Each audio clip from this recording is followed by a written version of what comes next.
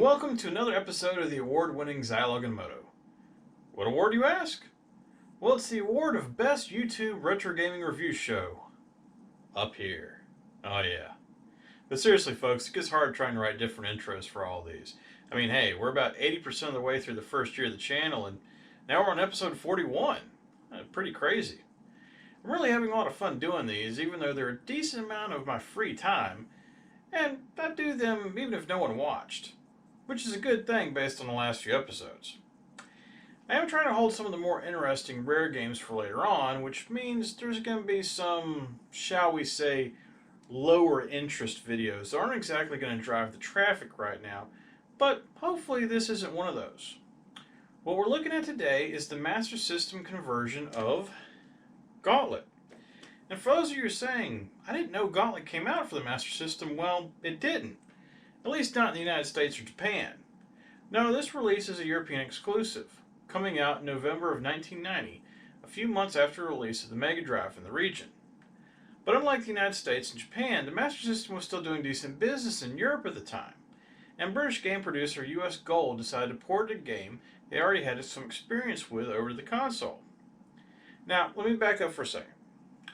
Gauntlet, if you're not familiar, and I don't know the size of the boulder you've been living under to not be familiar, is originally a 4-player fantasy action game that was released in the arcade 5 years earlier, in November of 1985. The design of Gauntlet was influenced by another game called Dandy that was released for the Atari 8-bit computers 2 years previous to that, and I encourage you to look into that if you're so inclined, as while Gauntlet was certainly influenced by Dandy, it's not like it was a straight clone or directly related to the Gauntlet franchise. And Gauntlet did become a full-fledged franchise, with the original game becoming so successful that it was followed up with a 2-player version that wound up being a bit cheaper for arcades to roll out, and a direct sequel in August 1986, and then further arcade sequels and console-based games on multiple platforms. Why was Gauntlet so successful? Well, for one, the concept of a 4-player arcade machine was a bit of a novelty in 1985. And honestly, the game is just as fun with 1 player as it is with a full complement of 4.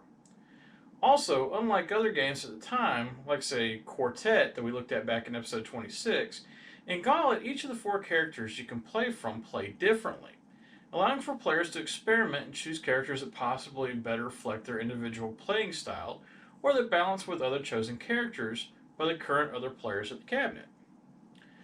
When I first booted up this specific version of Gauntlet, I was immediately taken back to playing the game on the Commodore 64 as a kid with my cousins. And not just slightly, the in-game visuals and gameplay really took me back. Apparently, after I did some research, the reason for this is because the Commodore 64 version was also done by US Gold 4 years earlier. So does the Master System version live up to those great memories I had of the Commodore port? And does it do justice to the arcade original? And how does it stack up against those other ports out there, especially the NES version, that probably more Americans are familiar with? Well, we'll get there. First, let's take a closer look at the physical package. And here's Gauntlet, and you can immediately tell it's a later Master System release, as it actually has a cover with some, okay art. I mean, it's certainly better than those early Master System releases we've seen a few of. But while the wizard and the elf look pretty solid, the warrior and the Valkyrie both look a bit derpy, and I think you know what I'm talking about.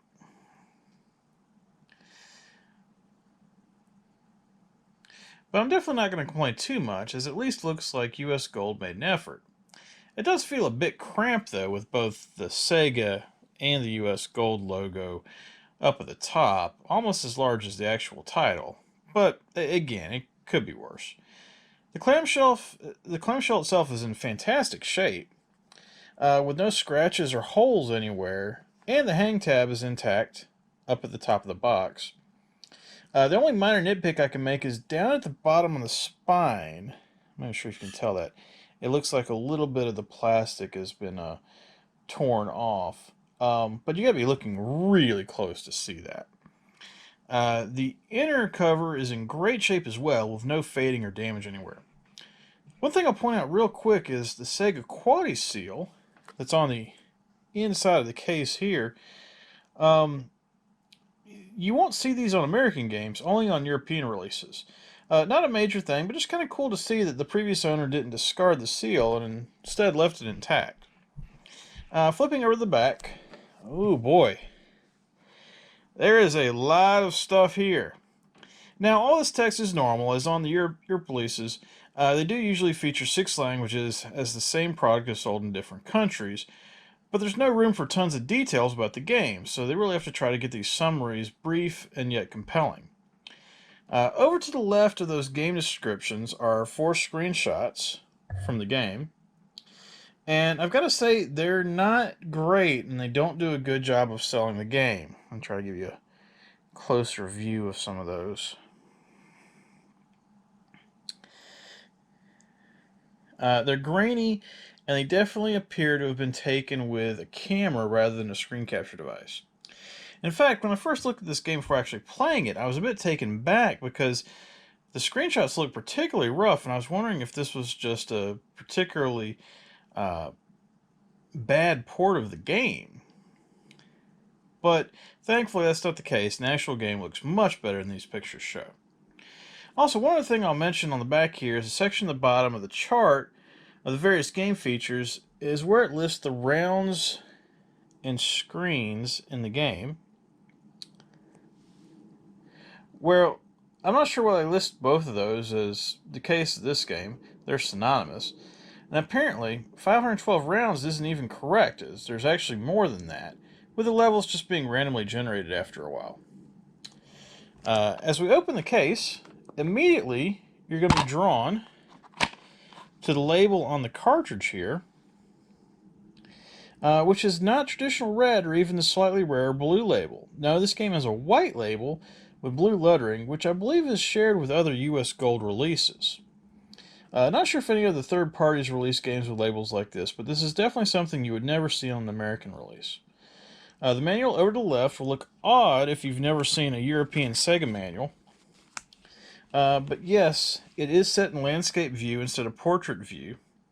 And as you open it up, you'll see the reason for that, as each set of 2 pages that has the 6 languages. So you got 3 languages here and 3 languages over here. While the manual obviously has less space to instruct the player on how to play the game, it thoroughly does explain how to play the game and has a good breakdown of, let me see if I can find it. Here, it breaks down, dang, if I can actually hold on to it, the 4 characters. There's the warrior and the Valkyrie, and then the wizard and the elf.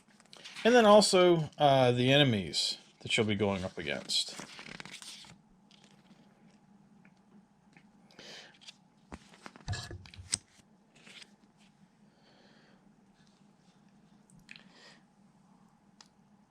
And that's about it. That's the physical copy. So now, without further ado, let's get to the meat of the review. Gauntlet, in its original arcade flavor, is a game for between 1 and 4 players, with each player choosing a different fantasy character. There's Questor the Elf, Thor the Warrior, Thyra the Valkyrie, and Merlin the Wizard. Each character has 2 attacks, a projectile weapon, and the use of a magic potion. To somewhat balance the game out between the characters, and to give the game more of a D&D feel, the various characters have different ratings for their projectiles, the magic they use, and the amount of defense they have to enemies. There's also apparently a separate rating for hand-to-hand combat, but you will always want to attempt to kill enemies before they come in contact with you, as even with a tough character like the Warrior or the Valkyrie, your health will start draining quickly getting into the thick things like that. An optimal party would be a Warrior or Valkyrie leading the charge, commonly known as tanking, with an Elf or Wizard hanging back and offering supporting projectile attacks or magic usage. The players are technically free to choose any combination of characters, but an unbalanced party probably won't have great results. Fun fact, in Gauntlet 2, you can actually have multiple players using the same class of character, with the color of the player differentiating the characters, but that's not the game we're talking about today. Specifically, in the Master System version of Gauntlet, while the game does have all the original arcade players to choose from, you're limited to only playing with 2 at a time, due to the Master System not supporting more than 2 players. This is also the case for all the other home conversions on various computers, including the aforementioned Commodore 64 port and the NES, and wasn't really remedied until the Genesis port of Gauntlet, renamed Gauntlet 4 due to its inclusion of extra features. We'll take a look at that game in depth later on. Losing the ability to have a full complement of 4 players does change the game a bit. One of the base elements of the gameplay in Gauntlet is the game throws a ton of enemies at you, which makes progressing through the game much easier with having more players. For instance, the first level is broken into 3 areas, and you have the option of exiting the first area to go to the second level and just fighting a few ghosts, or going to the second area, fighting more ghosts and getting to an exit that leads to level 4, or finally opening the third section to release an avalanche of ghosts, but allowing you to reach an exit that leads to level 8. And the rest of the game functions more or less like that, ramping up in difficulty very quickly if you only have 1 player against the horde. Thankfully, since the Master System version supports 2 players, it may not be the full arcade experience, it does at least retain some of the feeling of the arcade original. The action is frenetic at times due to the multitude of enemies and monster generators, but with a second player it's not quite so overwhelming. However, having said that, Gauntlet is almost by definition a multiplayer game. While you're certainly capable of playing the game in single-player mode, it quickly can become a bit tedious, as areas with monster generators will frequently pump out so many enemies that no matter which of the 4 characters you choose, you won't be able to take them all out and destroy the generators without taking tons of damage, as you simply can't fire your projectile weapon fast enough. Using magic potions is certainly an option to make single-player run easier, but as soon as you encounter death, aka the Grim Reaper in a level, you'll realize those potions need to be saved just for him, or else you'll be in for a bad time. I mentioned earlier that the back cover mentions 512 levels in the game and questioned the accuracy of that number, but in reality, it doesn't matter. I've got a hard time believing that even the best players would be able to team up and get beyond level 30, and there's a few reasons for that. As was the case in the previously reviewed Quartet, which can be seen as Sega's answer to Gauntlet, as both were originally 4-player, never-ending arcade machines, Gauntlet has a player self-destruct feature, where as soon as you start playing, your health counts down every second that you play. Now the game features health power-ups in the form of food and cider, so that you can regain health, but it's ultimately a losing battle. The point of this in the arcades was to limit how long a player could play for, so that arcade operators could make more money. However, being that this is a home version, and there's no arcade operator that has to worry about a bottom line, why have the feature? I guess it is being authentic to the original game, but I think it's okay for people doing ports of games to change small things like that if it leads to a better game experience. And while US Gold chose to include the self-destruct feature, they were at least nice enough to increase players' starting health from 700 to 2000, and you're going to need every bit of that health.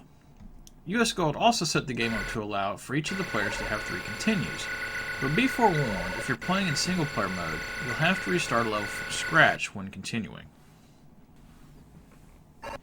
As the game is ultimately a high-score contest with no ending, it doesn't really matter if you have unlimited continues or not, as on every continue your score is wiped anyway. I'm not sure if this next piece is in the arcade version or not, but one feature I do think is pretty nice is the way high score table is handled.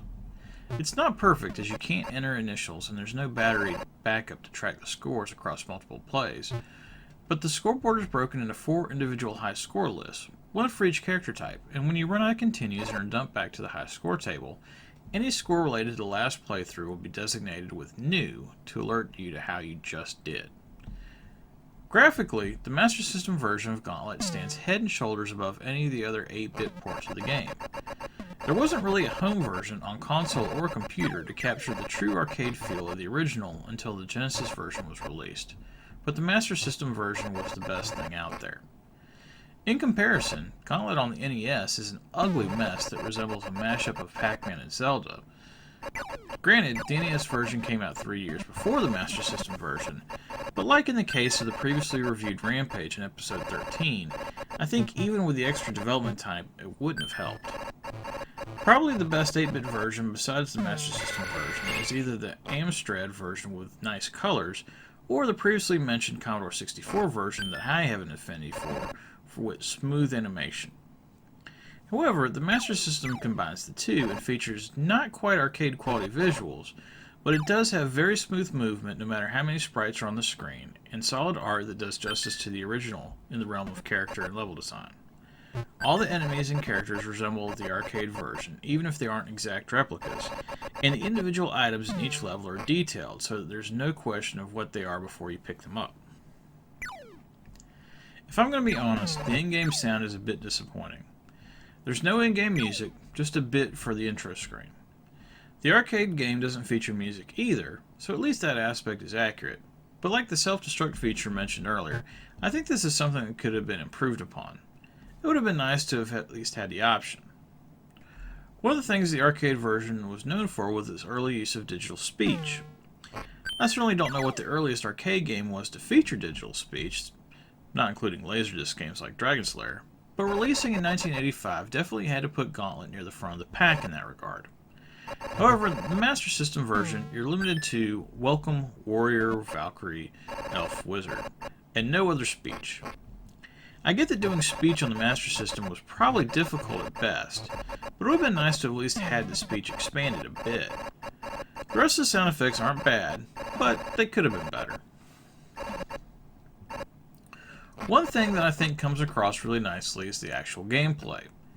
The gameplay is simply, as you might imagine, and it translates well to the Master System controller with one button for shooting and one button for the magic potions. While the game is hard, it's also fair and replicates the feeling of playing the arcade version, with characters, enemies, and projectiles moving smoothly across the system. Autofire is included, and you'll be using it near constantly. One thing to note is your character can't shoot and move at the same time, so if you're holding down on the shoot button, you'll be locked in place, but you can use this to your advantage to change the direction you're firing in without moving, which helps with accuracy. All in all, I'm giving Gauntlet on the Master System a 3-star rating. While it's really not the arcade original or the Genesis version that would come a few years later, it's clearly the best port of the game of its era.